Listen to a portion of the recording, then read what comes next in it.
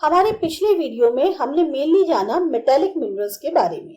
अब हम बात करते हैं अपने नॉन मेटालिक मिनरल्स की, लेकिन उससे पहले जानने की कोशिश करते हैं एक इंटरेस्टिंग फैक्ट।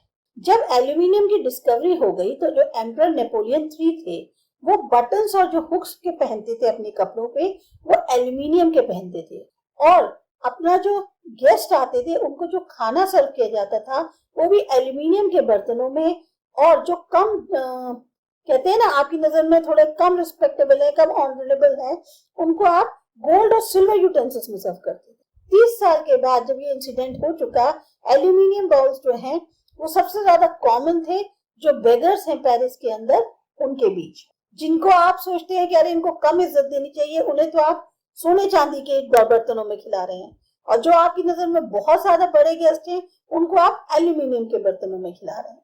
अब है नॉन मेटालिक मिनरल्स। माइका जो है वो मिनरल है जो बना है बहुत सारी प्लेट्स और लीव्स की सीरीज से। ये आसानी से पतली पतली शीट्स में टूट जाता है या अलग हो जाता है। ये शीट्स जो है वो इतनी थिन होती हैं कि हजारों की संख्या में जो लेयर्स हैं, वो कहना चाहिए जो माइका शीट है उसकी हजारों लेयर्स जो हैं कुछ ही सेंटीमीटर हाइट में ऊंची होगी, इतना ज्यादा पतला होता है। माइका बिल्कुल क्लियर होती है, ब्लैक है, ग्रीन, रेड, येलो, ब्राउन किसी भी तरीके की हो सकती है, क्योंकि इसकी बहुत ही अच्छी डाई इलेक्ट्रिक स्ट्रेंथ होती है, लो पावर लॉस फैक्टर होता है, इसकी इंसुलेटिंग प्रॉपर्टीज और जो रेजिस्टेंस है हाई वोल्टेज के वो बहुत अच्छी है। माइका जो है इसी के कारण एक ऐसा मिनरल्स का हिस्सा है जिसको बिल्कुल अलग नहीं किया जा सकता अगर इलेक्ट्रिक और इलेक्ट्रॉनिक इंडस्ट्रीज की बात करें। माइका डिपॉजिट्स आपको ज्यादातर नॉर्दर्न एज जो छोटा नागपुर प्लेटू का है वहां मिलेंगी। कोडरमा, गया, हजारीबाग बेल्ट जो है झारखंड की, वो इसकी लीडिंग प्रोड्यूसर है। राजस्थान के अंदर जो मेजर माइका प्रोड्यूसिंग एरिया है वो अजमेर के आसपास है। नेल्लोर माइका बेल्ट जो है आंध्र प्रदेश की, वो बहुत ही इंपॉर्टेंट प्रोड्यूसर है इस कंट्री के अंदर। फिर है रॉक मिनरल्स जैसे लाइमस्टोन। लाइमस्टोन जो है मेनली पाया जाता है जो और रॉक्स होती हैं जिनमें कैल्शियम कार्बोनेट या कैल्शियम और मैग्नीशियम कार्बोनेट्स होते हैं, उनके साथ आपको लाइमस्टोन मिलेगा। ये ज्यादातर सेडिमेंट्री रॉक्स में मिलता है जो कि जियोलॉजिकल फॉर्मेशन से बनती हैं। लाइमस्टोन बेसिक रॉ मटेरियल है सीमेंट इंडस्ट्री के लिए और काफी ज्यादा एसेंशियल है स्मेल्टिंग करने के लिए आयरन ओर के ब्लास्ट फर्नेस में। अब देखते हैं कि माइनिंग जो लोग करते हैं उनके लिए क्या खतरे होते हैं। कभी आपने ये सोचा है कि जो माइनर्स हैं वो कितनी ज्यादा कोशिशें करते हैं हम लोगों की लाइफ को कंफर्टेबल बनाने के लिए? क्या इम्पैक्ट होते हैं माइनिंग के जो माइनर्स हैं उनकी हेल्थ पर या जो एनवायरनमेंट है उस पर? जो डस्ट और जो एक तरह से बेहोश कर देने वाले थोड़े से हार्मफुल फ्यूम्स होते हैं वो इन माइनर्स के द्वारा इनहेल किए जाते हैं और इसी के कारण उनको पल्मोनरी डिजीज हो जाती है। अगर बाई चांस माइन की छत जो है वो कोलैप्स कर जाए, इनंडेशन हो जाए या आग लग जाए कोल माइंस में, ये सब जो है हमेशा खतरा बना रहता है माइनर्स के लिए। इनंडेशन का मतलब होता है पानी भर जाना, एकदम से पानी का आ जाना या बाढ़ आ जाना। तो ऐसे में माइनर्स को कितना खतरा होता है। जो वाटर सोर्सेज हैं रीजन के अंदर वो भी खराब हो जाते हैं माइनिंग के कारण। जो वेस्ट है, जो स्लरी है, उसकी जो डंपिंग होती है उससे जो लैंड सॉइल है उसकी क्वालिटी काफी ज्यादा गिर जाती है और स्ट्रीम और रिवर पॉल्यूशन बहुत ज्यादा बढ़ जाता है। बहुत ही स्ट्रिक्ट और सेफ्टी रेगुलेशंस की जरूरत है या जो इन्वायरमेंटल लॉज हैं उनको लागू करना बहुत जरूरी है ताकि ये जो माइनिंग है ये किलर इंडस्ट्री ना बन जाए। इसके लिए मिनरल्स के कंजर्वेशन की बात करते हैं। हम लोग हमेशा ये कहते हैं कि चाहे इंडस्ट्री हो, एग्रीकल्चर हो, इनकी बहुत ज्यादा निर्भरता है मिनरल डिपॉजिट्स पे या उन सब्सटेंसेस से जो इनसे बनते हैं। जो टोटल वॉल्यूम है वर्केबल मिनरल डिपॉजिट्स का वो बहुत ही एक इनसिग्निफिकेंट फ्रैक्शन है, यानी कि पूरे अर्थ क्रस्ट का सिर्फ 1%। हम इन मिनरल रिसोर्सेज को बहुत तेजी से कंज्यूम कर रहे हैं और इन रिसोर्सेज को बनने में लाखों साल लग जाते हैं, जमा होने में लाखों साल लगते हैं, पर हम उस चीज को ना सोचते हुए हम बहुत तेजी से इनका इस्तेमाल कर रहे हैं। जियोलॉजिकल प्रक्रिया जो होती है मिनरल फॉर्मेशन की वो इतनी स्लो होती है कि जितनी रेट पे ये दोबारा बनते हैं वो इतना कम है उस कंपैरिजन में जितना हम उसको कंज्यूम करते हैं क्विकली। मिनरल रिसोर्सेज इसीलिए फाइनाइट होते हैं, नॉन रिन्यूएबल होते हैं। जो रिच मिनरल डिपॉजिट्स है हमारे कंट्री के, वो बहुत ही वैल्यूएबल है, लेकिन उनका पोजीशन बहुत ही छोटा है। लगातार जो एक्सट्रैक्शन हो रहा है ओर्स का, उससे क्या होगा, जो मिनरल एक्सट्रैक्शन की कॉस्ट है वो बढ़ती जा रही है, क्योंकि ये नीचे नीचे गहराइयों से निकाले जाते हैं और इससे क्या होता है, इनकी क्वालिटी जो है वो भी कम होती जाती है। एक बहुत ज्यादा कोशिश करी जा रही है ताकि जो हमारे मिनरल रिसोर्सेज हैं उनको प्लान्ड और सस्टेनेबल मैनर में इस्तेमाल किया जा सके। अच्छी टेक्नोलॉजीज, बेहतर टेक्नोलॉजीज की जो है जरूरत है लगातार, ताकि जो लो ग्रेड ओर्स हैं उनको लो कॉस्ट में इस्तेमाल करा जा सके। मेटल्स की रिसाइकलिंग करना, जो स्क्रैप मेटल्स हैं या जो और सब्स्टिट्यूट्स हैं उनका इस्तेमाल करना, वो कदम है कि हम अपने मिनरल रिसोर्सेज को फ्यूचर के लिए सेव कर पाए। अब है एनर्जी रिसोर्सेज। एनर्जी हर एक एक्टिविटी के लिए जरूरी है। इसको खाना बनाने के लिए चाहिए, लाइट और हीट के लिए चाहिए, या व्हीकल्स चलाने के लिए, इवन मशीनरी जो चलती है इंडस्ट्रीज में उसके लिए भी। अब एनर्जी जो है वो जनरेट होती है फ्यूल मिनरल्स से, जैसे कोल, पेट्रोलियम, नेचुरल गैस, यूरेनियम या फिर इलेक्ट्रिसिटी। एनर्जी रिसोर्सेज को हम क्लासिफाई कर सकते हैं कन्वेंशनल और नॉन कन्वेंशनल सोर्सेज में। कन्वेंशनल सोर्सेज में आते हैं आपके फायरवुड, जो कैटल का डंग केक होता है, जो गोबर कहते हैं, जैसे कोल, पेट्रोलियम, नेचुरल गैस, इलेक्ट्रिसिटी, चाहे हाइडल से हो चाहे थर्मल से। इसी तरह से नॉन कन्वेंशनल सोर्सेज जो हैं उसमें solar, wind, tidal, geothermal, biogas या एटॉमिक एनर्जी शामिल है। फायरवुड और जो कैटल डंग केक हैं ये सबसे ज्यादा कॉमन है रूरल इंडिया में। एक एस्टिमेट के अनुसार 70% से ज्यादा energy requirement rural house holds में होती है और इन्हीं दोनों चीजों से पूरी होती है। लगातार जो है इनकी जो इस्तेमाल हो रहा है उससे बहुत मुश्किल हो रहा है, क्योंकि फॉरेस्ट एरिया जो है वो कम होता चला जा रहा है। ज्यादातर जो डंग केक है उसको भी डिस्करेज करते हैं यूज करने के लिए, क्योंकि उसमें जो है बहुत ज्यादा वैल्यूएबल खाद होती है जिसका इस्तेमाल एग्रीकल्चर में किया जा सकता है। अब कन्वेंशनल सोर्सेज जो एनर्जी के हैं वो क्या है? पहला है कोल। इंडिया में कोल जो है सबसे ज्यादा पाया जाता है फॉसिल फ्यूल के तौर पर। ये एक सब्सटैंशियल पार्ट है हमारी नेशन की जो एनर्जी है उसकी जरूरत है। इसका इस्तेमाल पावर जनरेशन के लिए, एनर्जी जो इंडस्ट्रीज को दी जाती है उसके लिए, साथ ही साथ डोमेस्टिक जरूरतों के लिए भी किया जाता है। इंडिया बहुत ज्यादा निर्भर है कोल पर, ताकि अपनी जो कमर्शियल एनर्जी रिक्वायरमेंट्स है उनको पूरा कर सके। आप भी पहले जानते हैं कि कोल जो है वो कैसे बनता है। जो प्लांट मटेरियल है वो ये लाखों सालों तक दबे रहते हैं, उसके बाद जाके जो है उसमें कोल से बनता है। इसीलिए ये अलग अलग वैरायटी में जो है पाए जाते हैं। डिपेंड करता है कि जो डिग्री है कंप्रेशन की, या जो डेप्थ है, या जो टाइम है उसके बरियल का, वो कितना ज्यादा था। जो प्लांट्स खत्म हो जाते हैं, सड़ जाते हैं स्वैम्प्स में, वो पीट बन जाते हैं। इनका जो है कार्बन बहुत लो होता है, हाई मॉइस्चर कंटेंट होता है और लो हीटिंग कैपेसिटी होती है। लिग्नाइट जो है इसीलिए एक लो ग्रेड ब्राउन कोल है, जो कि सॉफ्ट होता है, इसमें बहुत ज्यादा मॉइस्चर कंटेंट होता है। जो प्रिंसिपल लिग्नाइट रिजर्व्स हैं वो पाए जाते हैं नैवेली, तमिलनाडु में है, और इनका इस्तेमाल किया जाता है इलेक्ट्रिसिटी की जनरेशन के लिए। कोल जो कि बहुत ही डीप बरीड होते हैं, वो जो है हाई टेम्परेचर पे, यानी कहना चाहिए उनको बहुत टेम्परेचर बढ़ाने के लिए इस्तेमाल किया जाता है। इसको कहते हैं बिटुमिनस कोल। ये सबसे ज्यादा पॉपुलर कोल है जो कमर्शियल पर्पस के लिए यूज करते हैं। मेटलर्जिकल कोल जो है उसमें बहुत ही हाई ग्रेड का बिटुमिनस कोल होता है, जिसकी एक स्पेशल वैल्यू होती है, खास तौर से आयरन स्मेल्टिंग के लिए ब्लास्ट फर्नेसेस में। एंथ्रासाइट ये सबसे हाईएस्ट क्वालिटी का हार्ड कोल है। इंडिया के अंदर कोल जो है वो रॉक सीरीज में है दो मेन जियोलॉजिकल एजेस की। एक है गोंडवाना, जो कि लगभग 200 मिलियन साल से ज्यादा का है एज में, और टर्शियरी डिपॉजिट्स जो हैं वो बिल्कुल सिर्फ 55 मिलियन ईयर्स ओल्ड है। जो मेजर रिसोर्सेज हैं गोंडवाना कोल के, जो कि मेटलर्जिकल कोल हैं, ये आपको मिलेंगे दामोदर वैली, वेस्ट बंगाल, झारखंड में। झारिया, रानीगंज, बोकारो ये सबसे इंपॉर्टेंट कोल फील्ड्स हैं। गोदावरी, महानदी, सोन और वर्धा वैलीज जो हैं यहाँ पर भी कोल डिपॉजिट्स मिल जाएंगे। टर्शरी कोल जो है वो आपको मिलेगा नॉर्थ ईस्टर्न स्टेट्स में, मेघालय, आसाम, अरुणाचल प्रदेश और नागालैंड में। कोल एक बहुत ही बल्की मटेरियल है, जिसका जो है वेट एकदम से खत्म हो जाता है इस्तेमाल करने पर, और वो ऐश बन जाता है, यानी राख बन जाता है।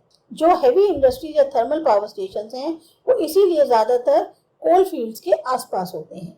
फिर है पेट्रोलियम। पेट्रोलियम या मिनरल ऑयल जो है सबसे बड़ा एनर्जी रिसोर्स है इंडिया के अंदर कोल के बाद। ये फ्यूल देता है हीट के लिए, लाइटिंग के लिए, लुब्रिकेंट होता है मशीनरी के लिए और रॉ मटेरियल्स कई सारे मैन्युफैक्चरिंग इंडस्ट्रीज के लिए। पेट्रोलियम रिफाइनरीज जो है एक नोडल इंडस्ट्री के तौर पर एक्ट करती हैं सिंथेटिक टेक्सटाइल, फर्टिलाइजर और बहुत सारी केमिकल इंडस्ट्रीज के लिए भी। ज्यादातर जो पेट्रोलियम आपको मिलेगा इंडिया के अंदर वो जुड़ा होता है एंटिसलाइंस या फॉल्ट ट्रैप से, जो कि रॉक फॉर्मेशन के अंदर होते हैं टर्शरी एज की। जहां पर भी फोल्डिंग्स होती हैं, एंटिसलाइंस होती हैं या डोम्स होते हैं, ये वहीं पर मिलेगा क्योंकि ऑयल जो है वो ट्रैप हो जाता है जो क्रस्ट होती है अपफोल्ड की उसके अंदर। जो ऑयल बेयरिंग लेयर है वो एक पोरस लाइमस्टोन होता है या सैंडस्टोन होता है जिससे ऑयल बहता है। ऑयल को प्रिवेंट किया जाता है ऊपर उठने से या नीचे बैठने से नॉन जो पोरस लेयर्स होती हैं उनके दखल के कारण।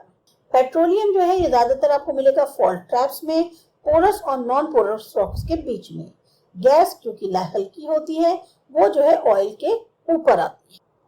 मुंबई हाई, गुजरात और Assam major petroleum production areas हैं इंडिया के अंदर। अगर आप मैप से देखेंगे तो आपको पता चलेगा 3 मेजर ऑफशोर फील्ड्स जो वेस्टर्न इंडिया की हैं। अंकलेश्वर सबसे मेजर इंपॉर्टेंट फील्ड है गुजरात की। Assam oldest oil producing state है इंडिया का। दिग्बोई, नाहरकाटिया और मोरान हुगरीजान ये जो है इंपॉर्टेंट ऑयल फील्ड्स है स्टेट के अंदर। थर्ड है नेचुरल गैस। नेचुरल गैस एक बहुत ही इंपॉर्टेंट क्लीन एनर्जी रिसोर्स है जो कि पाया जाता है आइदर पेट्रोलियम के साथ या पेट्रोलियम के बगैर। इसको सोर्स ऑफ एनर्जी के तौर पर इस्तेमाल करते हैं, साथ ही साथ इंडस्ट्रियल रॉ मटेरियल के तौर पर पेट्रोकेमिकल इंडस्ट्रीज में। नेचुरल गैस को माना जाता है कि ये एनवायरमेंट फ्रेंडली है, एक ऐसा एनवायरमेंटल फ्रेंडली फ्यूल है क्योंकि इसमें कार्बन डाइऑक्साइड की मात्रा जो एमिट होती है वो काफी कम है और इसीलिए ये जो है फ्यूल है आज की सेंचुरी का। बड़े बड़े रिजर्व जो नेचुरल गैस के हैं वो पाए गए हैं कृष्णा गोदावरी बेसिन में। जो वेस्ट कोस्ट है रिजर्व में वहां पर मुंबई हाई के या जो उसके साथ फील्ड्स हैं जिसमें आपको कह सकते हैं गल्फ ऑफ कैम्बे जो है वहां पर भी जो कुछ आपको इसी तरह के नेचुरल गैस के डिपॉजिट्स मिले हैं या नेचुरल गैस आपको वहां पर मिली है। अंडमान निकोबार आइलैंड्स में ये भी इंपॉर्टेंट एरियाज है जहाँ बहुत ज्यादा रिजर्व्स हैं नेचुरल गैस के। 1700 किलोमीटर लंबी Hazira Vijaypur Jagdishpur cross country gas की पाइपलाइन है। ये जोड़ती है मुंबई हाई और बसीन को फर्टिलाइजर पावर और इंडस्ट्रियल कॉम्प्लेक्सेस से वेस्टर्न और नॉर्थन इंडिया में। ये जो आर्टरी है ये आपको एक इम्पेटस देती है इंडिया के गैस प्रोडक्शन। इम्पेटस कहना चाहिए मतलब बढ़ावा देती है, प्रोत्साहित करती है। जो पावर और फर्टिलाइजर इंडस्ट्रीज हैं ये मेनली की यूजर्स हैं नेचुरल गैस के। कंप्रेस्ड नेचुरल गैस का इस्तेमाल व्हीकल्स के लिए किया जाता है ताकि जो लिक्विड फ्यूल्स हैं उनको रिप्लेस किया जा सके और ये जो है पॉपुलैरिटी गेन कर रही है कंट्री के अंदर। इलेक्ट्रिसिटी एक इसकी इतनी ज्यादा इस्तेमाल होती है आजकल की दुनिया में कि इसका जो पर कैपिटा कंजम्पशन है वो एक तरह से माना गया है इंडेक्स डेवलपमेंट का। इलेक्ट्रिसिटी जनरेट होती है मेनली 2 तरीकों से, आइदर रनिंग वाटर से जो कि हमें हाइड्रो टर्बाइन से मिलता है ताकि हाइड्रो इलेक्ट्रिसिटी जनरेट हो, या फिर और फ्यूल्स को जलाकर जैसे कि कोल, पेट्रोलियम, नेचुरल गैस, ताकि जो टर्बाइंस हैं वो थर्मल पावर प्रोड्यूस कर सकें। एक बार जनरेट होने के बाद इलेक्ट्रिसिटी सेम रहती है। हाइड्रो इलेक्ट्रिसिटी जो है वो जनरेट होती है फास्ट फ्लोइंग वाटर से, यानी जो बहता हुआ तेजी से बहता पानी होता है उससे, और ये एक रिन्यूएबल रिसोर्स है। इंडिया के पास बहुत सारे मल्टीपर्पज प्रोजेक्ट्स हैं जैसे कि Bhakra Nangal, Damodar valley corporation, Kopili hydro project जो कि हाइड्रो इलेक्ट्रिक पावर को प्रोड्यूस करते हैं। थर्मल इलेक्ट्रिसिटी जनरली जनरेट होती है कोल, पेट्रोलियम और नेचुरल गैस के इस्तेमाल से। थर्मल पावर स्टेशन जो हैं वो जो नॉन रिन्यूएबल फॉसिल फ्यूल्स हैं उनका इस्तेमाल करते हैं इलेक्ट्रिसिटी को जनरेट करने के लिए। अब है non conventional source of energy.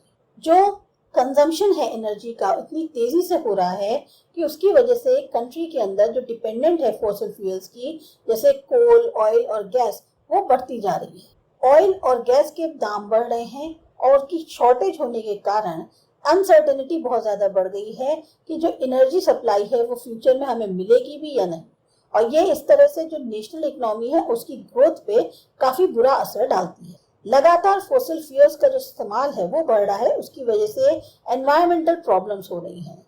इसीलिए बहुत ज्यादा जरूरी है कि रिन्यूएबल एनर्जी सोर्सेज का इस्तेमाल किया जाए, जैसे कि सोलर एनर्जी है, विंड है, टाइड है, बायोमास है, एनर्जी जो वेस्ट मटेरियल से है, इसको कहते हैं non conventional energy resource. India में बहुत सारी सनलाइट है, वाटर है, विंड है, बायोमास है। इसमें बहुत बड़े बड़े प्रोग्राम्स जो हैं डेवलपमेंट के लिए इन रिन्यूएबल एनर्जी रिसोर्सेज के, वो जो है चल रहे हैं। न्यूक्लियर और एटॉमिक एनर्जी, ये जो न्यूक्लियर एनर्जी है ये हमें मिलती है जब हम एटम का जो स्ट्रक्चर है उसमें थोड़ी सी फेरबदल करते हैं। जब इस तरह का ऑल्टरेशन किया जाता है, बहुत ज्यादा एनर्जी रिलीज होती है हीट की फॉर्म में, और इसीलिए इससे जो है इलेक्ट्रिक पावर जनरेट करते हैं। यूरेनियम और थोरियम जो कि अवेलेबल हैं झारखंड और अरावली रेंजेस में राजस्थान के, तो इनका इस्तेमाल किया जाता है एटॉमिक या न्यूक्लियर पावर को जनरेट करने में। मोनाजाइट सैंड जो केरला की हैं, यहाँ पर भी काफी ज्यादा थोरियम मिलेगा। सोलर एनर्जी, इंडिया एक ट्रॉपिकल कंट्री है, बहुत ज्यादा पॉसिबिलिटीज हैं कि हम सोलर एनर्जी को टैप कर सकें। फोटोवोल्टाइक टेक्नोलॉजी जो है वो क्या करती है, कन्वर्ट करती है सनलाइट को डायरेक्टली इलेक्ट्रिसिटी में।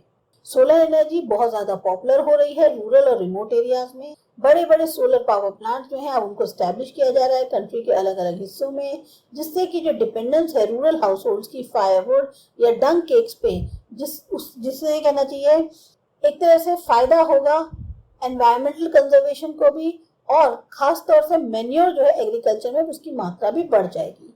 तो ये सब काम जो है वो सोलर एनर्जी की मदद से हो रहे हैं। विंड पावर के लिए कहा जाए तो इंडिया के पास बहुत बड़ा पोटेंशियल है विंड पावर का। जो लार्जेस्ट विंड फार्म क्लस्टर है वो आपका मिलेगा तमिलनाडु में, नागरकोइल से लेके मदुरई तक। इसके अलावा आंध्र प्रदेश, कर्नाटक, गुजरात, केरला, महाराष्ट्र, लक्षद्वीप में बहुत बड़े बड़े विंड फार्म्स हैं। नागरकोइल और जैसलमेर जो हैं खास तौर से जाने जाते हैं क्योंकि यहाँ पर विंड एनर्जी का जो है कंट्री के अंदर बहुत अच्छे से इस्तेमाल होता है। Biogas, shrubs, farm waste, animal और जो ह्यूमन वेस्ट होता है इसका इस्तेमाल करते हैं बायोगैस को प्रोड्यूस करने के लिए, ताकि उसको डोमेस्टिक तौर पे कंज्यूम किया जा सके रूरल एरियाज में। जो डिकम्पोजिशन होता है ऑर्गेनिक मैटर का, उससे गैस बनती है। इसकी जो है बहुत ज्यादा थर्मल एफिशिएंसी होती है अगर कंपेयर करें केरोसिन, डंकेक या चारकोल के मुकाबले। बायोगैस प्लांट्स जो हैं अब वो सेटअप किए जा रहे हैं म्युनिसिपल, कोऑपरेटिव और इंडिविजुअल लेवल्स पे। जो प्लांट्स कैटल डंग का इस्तेमाल करते हैं उनको कहते हैं गोबर गैस प्लांट्स रूरल इंडिया में। ये जो है दो बेनिफिट्स देते हैं फार्मर को, एक तो एनर्जी की फॉर्म में और बहुत ही अच्छी क्वालिटी की खाद मिलती है। बायोगैस जो है सबसे एफिशिएंट यूज है कैटल डंग का, इससे क्वालिटी जो मैन्योर की है वो इम्प्रूव होती है। साथ ही साथ जो ट्रीज हैं उनका जो लॉस हो रहा है वो कम होता है, और या मैन्योर जो है उसका लॉस हो रहा है क्योंकि लगातार जो फ्यूअल वुड है, ये जो काउ डंग केक्स हैं उनको जलाया जाता है।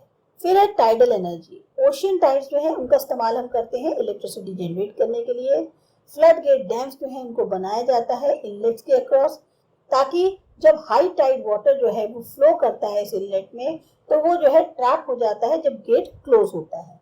जब जो टाइड है वो इस गेट के बाहर आती है, तब वाटर जो रुका हुआ होता है इन फ्लड गेट के कारण वो दोबारा से सी में जाता है एक पाइप की मदद से, और फिर जो है पावर जनरेटिंग टरबाइन जो है वो उसके थ्रू ये वापस सी में जाता है।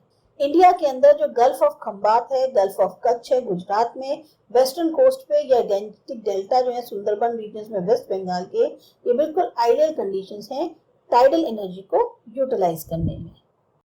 Geothermal energy. अब जियोथर्मल एनर्जी का मतलब हुआ हीट और इलेक्ट्रिसिटी जो कि प्रोड्यूस करी जाती है जब हीट हम अर्थ के इंटीरियर से लेते हैं। जियोथर्मल एनर्जी तभी एग्जिस्ट करती है क्योंकि अर्थ जो है वो दिन पर दिन गर्म हो रही है, उसकी जैसे जैसे डेप्थ बढ़ती जा रही है। जहाँ जियोथर्मल ग्रेडियंट बहुत ज्यादा होता है, हाई टेम्परेचर जो है जो कम डेप्थ होती है वहां पर मिल जाते हैं। ग्राउंड वाटर ऐसे एरियाज में जो है हीट को एब्जॉर्ब करता है रॉक से और गर्म हो जाता है। इतना गर्म होता है कि जब वो अर्थ सरफेस पे आता है तो वो भाप बन जाता है। इस स्टीम का यूज किया जाता है टरबाइंस को चलाने में या इलेक्ट्रिसिटी को जनरेट करने में। बहुत सारे सैकड़ों की संख्या में हॉट स्प्रिंग्स जो है इंडिया के अंदर हैं जिनका इस्तेमाल किया जाता है इलेक्ट्रिसिटी जनरेट करने में। 2 एक्सपेरिमेंटल प्रोजेक्ट्स जो हैं वो भी सेटअप किए गए हैं इंडिया के अंदर ताकि इस जियोथर्मल एनर्जी को यूज किया जा सके। एक लोकेटेड है पार्वती वैली के अंदर, मणिकर्ण हिमाचल प्रदेश में, और दूसरा जो है प्यूगा वैली लद्दाख में। अब बात करते हैं एनर्जी कंजर्वेशन की। एनर्जी जो है बेसिक रिक्वायरमेंट है इकोनॉमिक डेवलपमेंट की। हर सेक्टर जो नेशनल इकोनॉमी का है, चाहे एग्रीकल्चर, इंडस्ट्री, ट्रांसपोर्ट, कमर्शियल या डोमेस्टिक, सबको एनर्जी चाहिए। जो इकोनॉमिक डेवलपमेंट प्लान्स हैं, इनको जो लागू किया गया है इंडिपेंडेंस के बाद, इनके पास भी अभी क्या है कि एनर्जी की जो रिक्वायरमेंट है वो बढ़ती चली जा रही है ताकि वो काम करते रहे। इससे क्या हो रहा है कि कंजम्पशन जो एनर्जी का है सब फॉर्म्स में वो लगातार बढ़ता जा रहा है कंट्री के अंदर। इसी बैकग्राउंड में एक बहुत ज्यादा जरूरी है कि एक ऐसा सस्टेनेबल रास्ता निकाला जाए एनर्जी डेवलपमेंट। एनर्जी कंजर्वेशन को प्रमोट किया जाए, रिन्यूएबल एनर्जी सोर्सेज का ज्यादा इस्तेमाल हो, यही मेन दो प्लान्स हो सकते हैं सस्टेनेबल एनर्जी। इंडिया इस वक्त जो है लीस्ट एनर्जी एफिशिएंट कंट्रीज है वर्ल्ड के अंदर।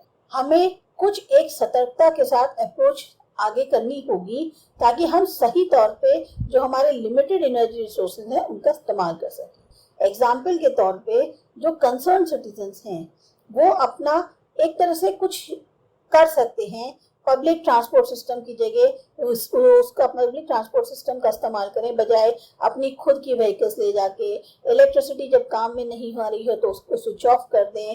पावर सेविंग डिवाइसेस का यूज करें। नॉन कन्वेंशनल सोर्सेज जो एनर्जी के हैं उनका इस्तेमाल करें, क्योंकि एनर्जी जब सेव होगी तभी तो एनर्जी प्रोड्यूस होगी। तो ये था आपका चैप्टर। आपको अच्छा लगा, समझ में आया? सब्सक्राइब करो माय चैनल आसा एजुकेशन। बाय।